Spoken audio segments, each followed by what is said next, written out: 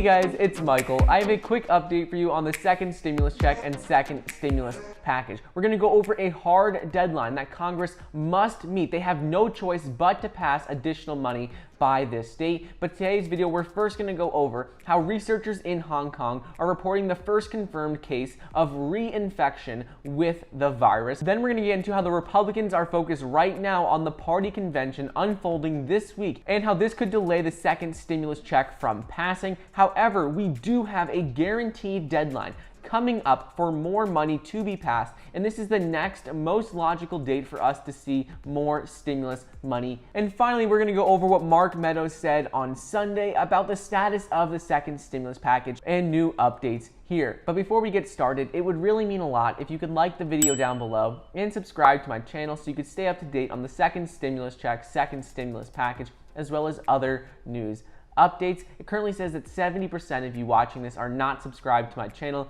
So if you'd like to stay up to date on what is going on with the second stimulus check, second stimulus package, well then please be sure to subscribe so you can be notified when new videos come out. Also, don't forget, you can get 2 free stocks valued up to $1,400 when you download the Webull investing app using the link down below. Please let me know in the comments which 2 stocks you get and if you get $1,400 in free stocks or how much you receive. Also, you can get $5 immediately when you download the Acorns investment app. So before we get into the specific deadline and the deadline that they must have a stimulus package by, we're first going to go over how researchers in Hong Kong are reporting the first confirmed case of reinfection with the virus. An apparently young and healthy patient had a second case of the virus, which was diagnosed 4.5 months after the first time he had the virus. The 33-year-old man, who's said to have the virus 2 times now, only had mild symptoms the first time and had no symptoms the next time around. However, the reinfection was discovered when he returned from a trip to Spain, and the researchers said that the virus they sequenced closely matched the strain circulating in Europe in July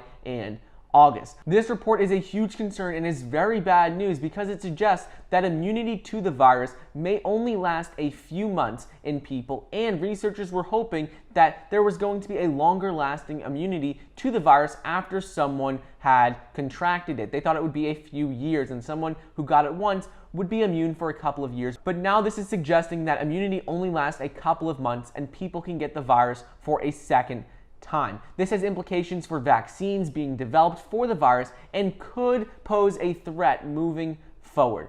Next up is Republicans are focused right now on the Republican Party convention, which is unfolding this week, at which President Trump will be formally renominated to be the party's standard bearer in the fall's presidential election. So it's a good bet that the coming days likely won't be the best opportunity for bipartisan productivity in Congress and for a second stimulus bill to be passed. That means, unfortunately, Americans will have to wait even longer for the prospect of congressional leaders approving funding for new stimulus checks and virus relief payments. However, we do have good news and specific details on a timeline for the next relief package, a hard deadline that the Congress must meet. Congressional leaders could have an agreement on the virus relief package by September 30th, and they have to have more money passed by September 30th, according to Congressman Tom Cole. This is a very important date because Congress has to come to an agreement to pass more funding for the federal government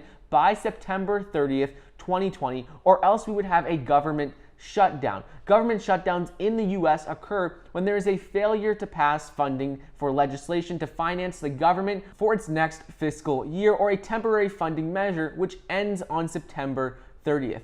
During a government shutdown, the government stops all non-essential services, while essential services such as the armed forces, border protection, air traffic controllers, and police and fire departments will continue to operate. So this is a date, September 30th, where both sides, both the Democrats and Republicans, have to come to an agreement by to pass more funding for the federal government. So that means they could include stimulus measures in this package as well. Cole explained how he believes an agreement on the stimulus funding will definitely occur before the September 30th date. He explained how he thought we would have an agreement before now and that we would already have one, but now the next logical time frame is September 30th, when Congress will have to put a continuing resolution in place to keep the government operating through the end of the year. They're going to have to pass more money to keep the government going.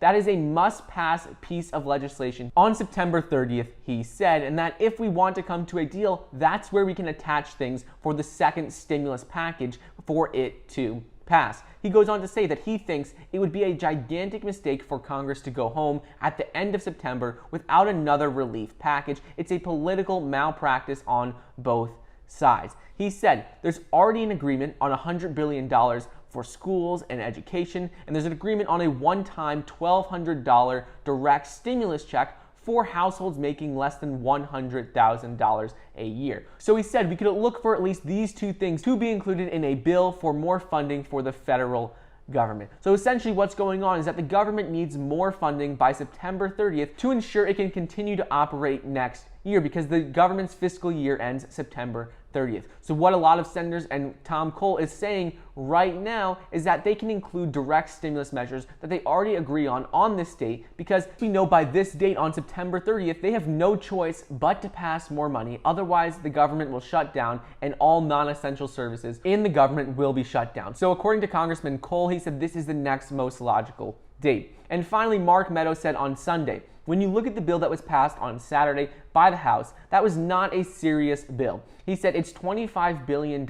It doesn't do anything to sustain the Postal Service long term. He said that it's going nowhere, and he asked, why did they come back on Saturday and only do a deal for the Postal Service? Why did they not come back to Washington and do a deal with enhanced unemployment benefits, money for the PPP program, direct stimulus checks? He says it makes no sense that they came back just to pass money for the Postal Service. Meadows goes on to explain that the president is willing to pass a bill, as we have heard previously, as long as it includes direct stimulus measures in it. And ultimately, he goes on to say that because Republicans and the White House don't believe that the postal bill is a serious bill, the Senate has no plans to come back to Washington to vote on the House's USPS funding bill or come back to DC before the end of the August recess, which is in effect until after Labor Day. So anyways, that's just a quick update on what is going on with the second stimulus check and second stimulus package. I hope you guys enjoyed today's video. Don't forget to get your 2 free stocks valued up to $1,400